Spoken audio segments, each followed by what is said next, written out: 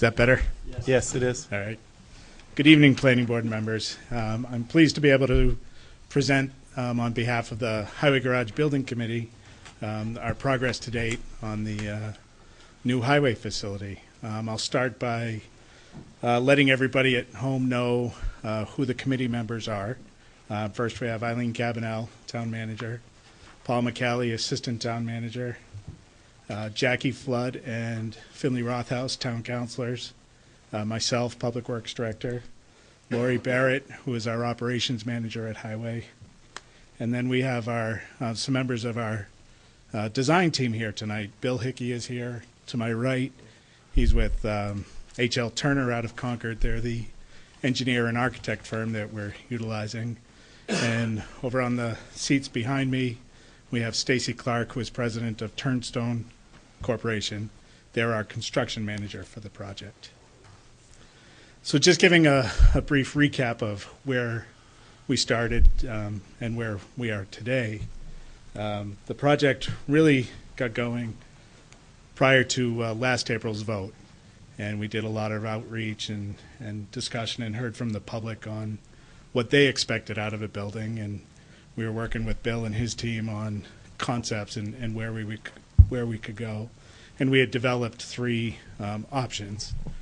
From there, we were fortunate enough to have the vote pass by the 2/3 majority that's required at April's vote for the $3.3 million bond. So with that approval, we started in earnest with our design team. Shortly thereafter, we interviewed a number of firms, construction management firms, to find one that would be a good fit for our team. And we determined that Turnstone was going to be that fit. And they've been a great company so far, and we expect that that'll continue right through. And we're happy to work with them as well. So we moved forward. Some of the big priorities that we wanted in the building is we wanted a space that was big enough to accommodate our current staffing. That was probably the biggest issue with the existing building. There's a lot of issues. It's old, it's worn down, the ventilation is not good, the electrical is out of code. Most everything in the building is out of code, but really the biggest issue was space, because it was designed in 1970 to house 10 people, and our staff is now much bigger than that. So we went forward and designed a building that can accommodate our staff, and we believe it'll accommodate us 40 to 50 years into the future. So we wanted to make sure we weren't doing a short-term fix.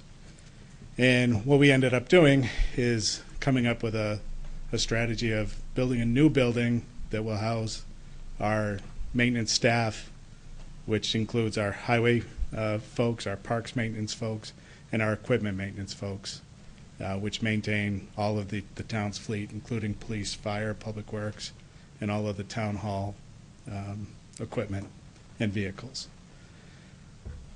The existing building, because structurally, the bones of the building, it's still good. It has a lot of issues, as I just mentioned, but the core of it is still good. So we're actually going to renovate that building and use it for vehicle storage. The key thing that will get us is it keeps usable space, but the most important part of it is that it's going to allow us to store our vehicles inside during the winter. And that's going to do a couple things. One, it's going to make the vehicles last longer. So when you see the CIPs going forward, you're going to see the replacement schedule kind of expand out a little bit on our plow trucks, which is a great thing. The other big thing is it's going to allow us to respond much quicker in storms. Currently, all the trucks are outside, so the guys come in, the plows are, because they're all diesel trucks, they're plugged into block heaters. When the heaters don't blow, they can turn them right on and start heating them, getting them running. Because our power, we have issues. When the fuses do blow, it's more of a process to get the trucks going. So then we have to warm them up, get them going, then load them with materials, and then get them out on the road. With them being stored inside in climate-controlled temperatures, we'll be able to preload them before we go home for a storm. The guys will show up, they'll jump right into the cab of a warm truck, get right out on the road. So that's kind of the basis of the project. At this point, I think I'll turn it over to Bill, and he can kind of show you where we're at design-wise. We're fairly settled on site plan and the look of the building, so you'll get to see that in this short presentation. And we're just working towards finalizing details on site plan and logistics. So with that, I'll turn it over to Bill. Thank you, Kyle. Good evening, all. How are you? Just real quick, going to run you through the plan set and hopefully answer any questions that you have. The cover sheet that you see is a perspective of the building. One of the things that we learned early on was we really wanted to minimize the building. It's a fairly large building, about 14,000 square feet, but it's in a residential neighborhood, so it was important to try to keep the scale down as much as possible. So you can see the portion of the building that's closest is the office building. The portion behind, obviously, the overhead doors are the bays. We rotated the ridge intentionally to try to, again, minimize that, not have a really long, big industrial-looking building. The office building will be a wood frame building, vinyl siding, asphalt shingled roof. The maintenance bays will be a pre-engineered metal building, but again, it'll have a asphalt shingle roof to try to keep with the aesthetic of the neighborhood. For anybody that's out here in the audience, I think that there's some extra copies of this plan over there on the table if anybody's interested in grabbing one and following along. Thank you. So, existing conditions plans. Meridian here is in the audience who did the survey for us, did a nice job. And so existing building, pretty much just off of Turkey Hill Road, parking to the south. Want to point? And entrance to that area. And right in the middle of the paved area is the fuel island. To the east of the existing garage is the salt shed. And then behind or on the north side are various hangars and racks for different pieces of equipment. So this is a colored site plan of the proposed new site configuration with the new building. So the existing building is that light peach-colored building, still in the same location. Just to the north of that is the proposed new highway maintenance building. And the office will be closest to Turkey Hill Road. To the north side, there will be visitor parking, and there'll be a new driveway on the very north side of the property for access for the public. There'll be a visitor entrance on that north side of the building. The yard will be gated off, so people won't be able to drive too far through. And we don't show it on this quite yet, but the other part of the project is the fuel island. The tanks are going to stay in place, but we're going to construct a new canopy and we'll have new fuel pumps. Pretty much the same site plan without the colors. Colors more exciting. Grading plan. You can see where the old driveway was. There's a fairly large berm between Turkey Hill Road and the highway maintenance yard. And what we'd like to do is extend that berm where the driveway is now and, plant some trees out there, and, it'll give a nice buffer between the yard and the road. Site lighting. This is really conceptual. I think Kyle saw this for the first time today.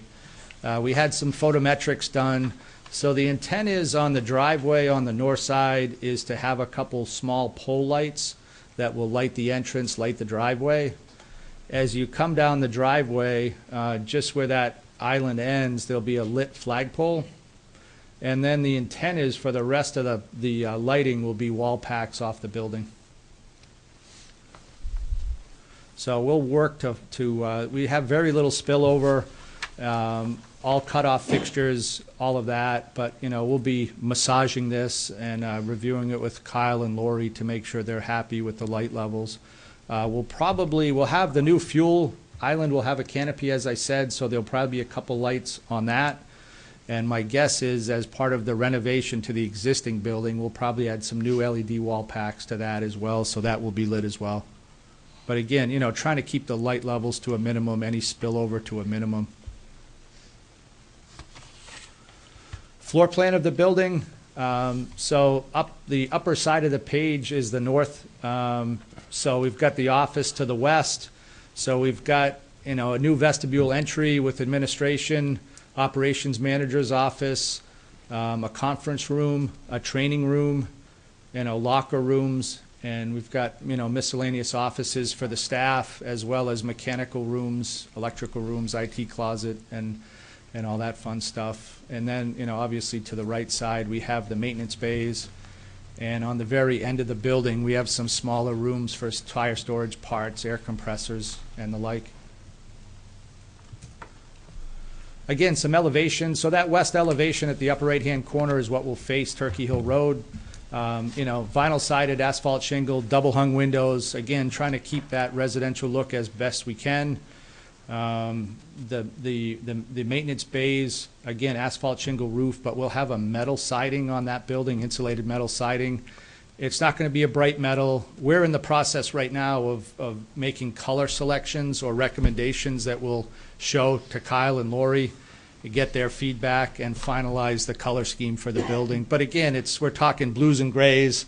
We're not going to go crazy wild, any, bright colors and reflective surfaces and all that. Really trying to keep it, in character with the neighborhood the best we can. That's just simply a floor plan of the existing building. We're really just starting to work on this portion of the project, so we've just come down and documented the existing building. So that's nothing more than existing conditions in the existing building. The intent is inside. There's Lori's luxury accommodations up on the second floor will go away. That wood frame mezzanine will be removed. And like Kyle said, it'll just be for some nice storage for the equipment to be able to be protected from the weather. Again, existing condition elevation, so the intent is to re-roof it, re-side it, replace the doors. And then, inside some mechanical, electrical work. And I think that's pretty much the plan set that we brought. If you have any questions or you want to revisit anything. Could I ask, have you considered putting what do you call these panels on for providing electricity? If your building's going to last for 50 years, should we not be using photo cell, whatever technology to provide your electricity? That's one of the committee goals of the project, is to look into that. And then, as a matter of fact, next Wednesday at our committee meeting, Turnstone is bringing in a solar provider to talk to us about the possibilities. It will have to be cost effective for us to do it, because we have a limited budget and we need to meet our needs first. If we can fit in an economical renewable energy source, we'll definitely do it. That's definitely our desire. Either way, whether we do it now or do it later, one of the things we've discussed with Bill's group is to design the roof that, should we not do panels now, design the roof so that it could accept panels in the future. Thank you. Other comments or questions? Nelson? The fuel storage area you're going to rebuild and all, you said you're going to stay with the existing tanks. Are they to code today? Are they dual wall tanks? And They are. They're double wall tanks. They get inspected every year. yeah, And they've got about 15 to 20 years of life left in them. okay. Part of the reason we made the decision to build the new pumps and the canopy off of the old pump, off of the tanks, Yeah. is so that future replacement will be simpler, Yeah. and we won't have to demo the stuff we're building today. Okay. And is your office moving, or are you staying? I'm staying put. Good. Thank you. Other comments, Tom? Hi, thanks. You mentioned, and I didn't hear it before, a gate in the parking lot or something to limit where the public goes. Can you get more specific about what your plan is there? So as you come down the drive, there'll be parking spaces here for the public, and there'll be a sliding gate right here. So really, if the public comes in, this is where a lot of the trucks will be, a lot of where the maintenance is happening, and I think the intent is just to limit the public's access to that area to try to minimize any issues. But it doesn't appear to be an obvious place to put a gate, so you're just going to have something that goes all the way across and opens in the middle, or? It'll probably be partly coming off the building. It'll probably be a chain link fence with a rolling or sliding gate. Okay. It's typical to what we have today, Bill. Sorry, Tom. Right now at today's building, we have a gate right here. So this is the entrance for everybody right now. We have a gate here that blocks off the back part of the facility, and we have to open it every morning, close it every night. But that's what protects all of our inventory, our salt storage, and everything else. So it'll be a similar kind of setup to what we have today. So you will need to have something like that still, or leave that in place? Yeah, we'll For that probably side, leave that and in place as then well. open the other side. We have to leave this front area open so the people who need to get to the fuel station can, but we want to close everything else off for security reasons. Sure. Okay, thank you. Other comments, Nelson? Yeah, when you roll out the fleet and the snowstorm is starting, does it come out by the fuel gate, by that exit, or do you bring them out this northern exit? We haven't got to that stage of analysis yet. Yeah, okay. We're still finalizing site plan and figuring how the flow is going to go. One of the topics of discussion that we're underway at the, I guess, east end of the building, of the new building, you see that big kind of football field, hockey rink kind of area. Yeah, I was wondering what that was.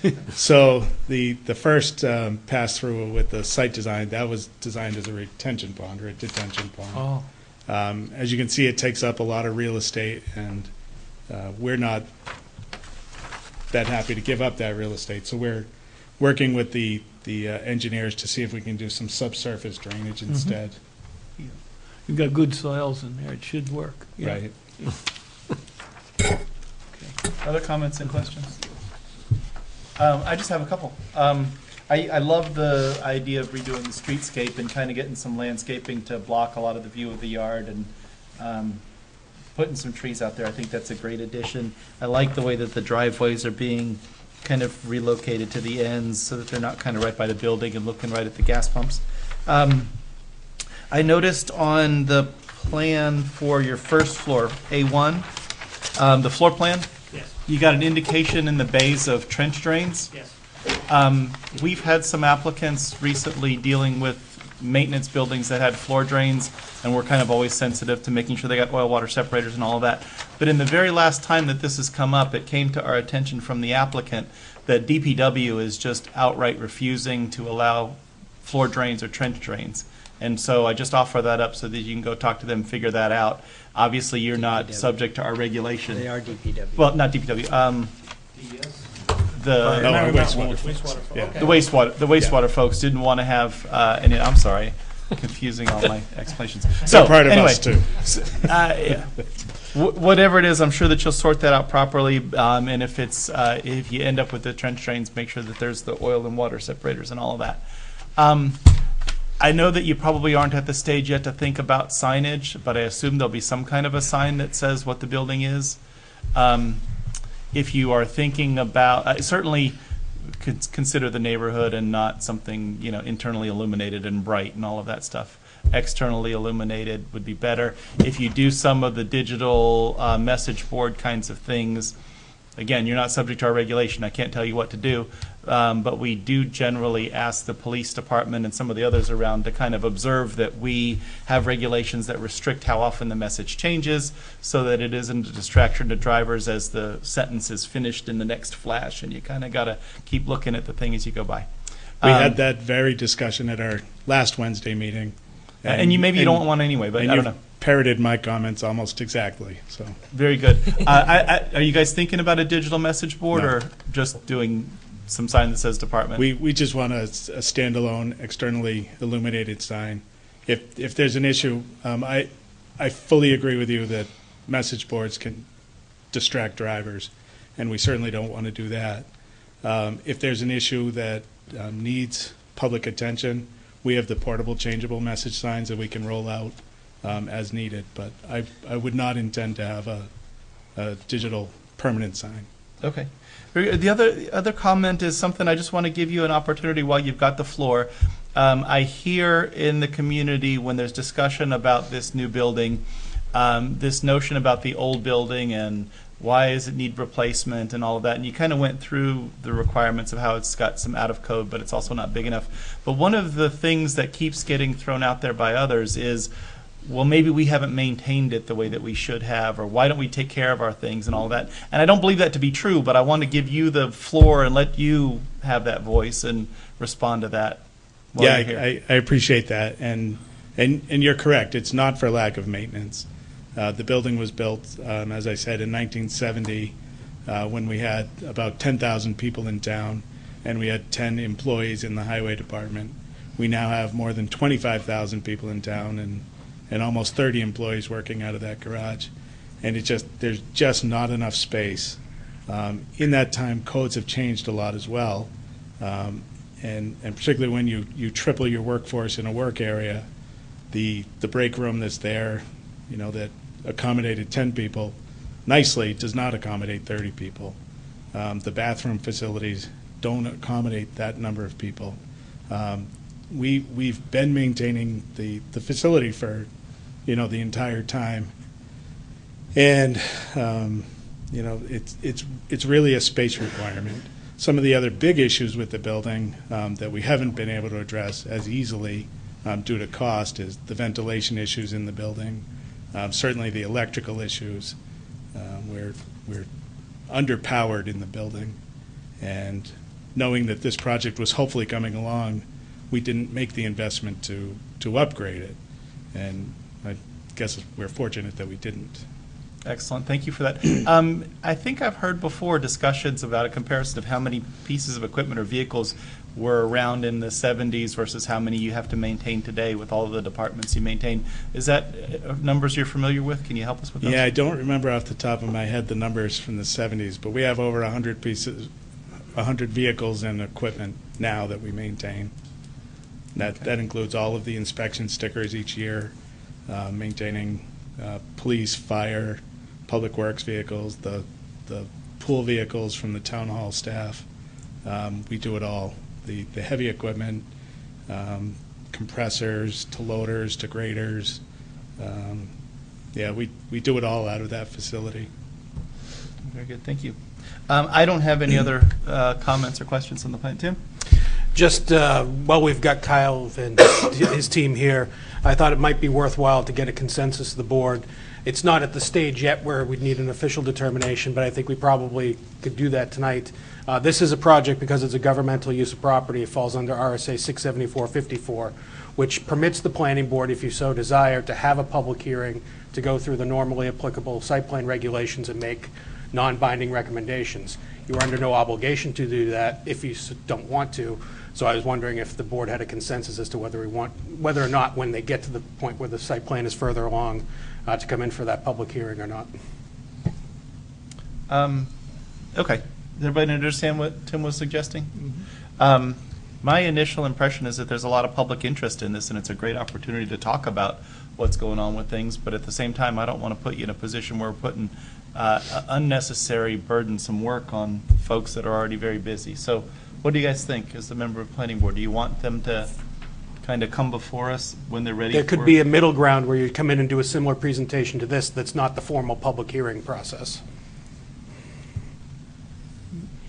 Yeah, Comments? I think, Kyle, what's your thought on it? I agree with what Bob has said. I think we don't want to load you unnecessarily with bureaucracy. On the other hand, it is an opportunity to put this onto TV and onto the public, into the public notice. So, I can say I'd be happy to do any presentations. We've tried to be very transparent through this whole process. We did a number of lead-up presentations, and if it's your desire, I'd be happy to. We are putting the video clips from the town council meeting we did last month, and we'll put this video clip up on our website as well, so people will be able to see this, and the plans are up on the website as well. So people will have access to everything we're doing via the website, but we'd be happy to come back if that's your pleasure. I think I like Tim's suggestion of the middle ground where it's an informational presentation without necessarily trying to go through the funky exercise of applying our site plan regulations to a site plan that isn't subject to our jurisdiction. That's And I would also add, Mr. Chairman, if you have a public meeting, it gives the opportunity for people to query or raise questions. And I think we've got a very good committee doing the development of this. I think an information meeting is fine. I would hate to have a public hearing and have this become an Aunt Sally for people to throw bricks. Well, people will, as long as we are opening the floor, people will say what they want to say. So it probably ends up being virtually the same thing from that viewpoint. But I think that members of the public that have an interest in the development of this project have some opportunities by watching what the committee's doing in the development phase, more than coming at the last minute when the thing is ready to put a shovel in the ground and say, well, you know, I hate this, you should rotate it 90 degrees or something, and offer those kinds of Not to opinions. mention that there's a staff time commitment from my department. If you were to go the route of asking for a public hearing, my staff would have to go through the site plans and determine where things don't comply and put together a report for you guys. No. Yep. I think in particular we rely on Dawn and your department to advise us whether other people are complying with site plans. I'm pretty sure you're familiar with the regulations. And our intention is to comply with every regulation anyway. Yeah. I'm glad to hear that. I know that you guys, like I said more than a couple of times, you guys are exempt, and so you could decide to do things the way that you chose to do them. And that's the way the statute's written out. It's not your fault. It's not you're doing anything wrong, and you're entitled to do that. But I do appreciate that it isn't your intent and that you would follow all the regulations. Yeah. So I appreciate your time coming out tonight and answering our questions. You always do great presentations for us on this and other opportunities when we have a chance to visit with you. If there's no other questions, You want to ask for public input? I don't have any problem with that. Does any member of the public or citizens wish to weigh in on the presentation from the Highway Department? Nope. Just real quick, Bob, while you're looking for people to come forward. Schedule-wise, if we are going to come back again, January would probably be a good time frame. We'll be Are you pretty that much close settled. already? Wow, good for you guys. We'll be pretty much settled at that point. We're hoping to break ground on the project in April. Excellent. I really do hope that the solar idea works out and that becomes economically reasonable. And I know that sometimes just having a big vacant roof makes it tempting to think, well, of course you'd put solar there, but I do understand the economics of buying them versus the payback that you get for them is a math equation people have to go through. And sometimes it doesn't make sense. Right. And I remember hearing when Manchester was talking about putting solar panels on their closed landfill, it didn't make any sense at all. I mean, it was like an 80-year payback or something like that. Exactly, and those are the numbers we'll run. We're also working closely with Liberty Utilities and Eversource to look at incentives and rebates. One of the key areas that came up in one of our last meetings is by adding Liberty Utilities will pay up to 75% incrementally of anything we do over code to save energy. For example, having a high R value in the insulation of the roof, 75% of the cost to upgrade the insulation in the roof, Above we would code. get a rebate back from Liberty. So we'd pay 25% of the cost, but yield the energy savings forever. So Does we're that looking apply at to like those LED lighting opportunities. and all those kinds of things too? It does, yep. You guys, I think you mentioned LED lighting for some of the externals, but you'd have LED lighting through the building and all That's of that. our intention, yeah. We want to make and that's been another goal, I should have said that up front, is we want the most economical long-term building. We want to build it out of good materials, low maintenance cost going forward. That's definitely a key driver in how we're proceeding with the project. Very good. Any others?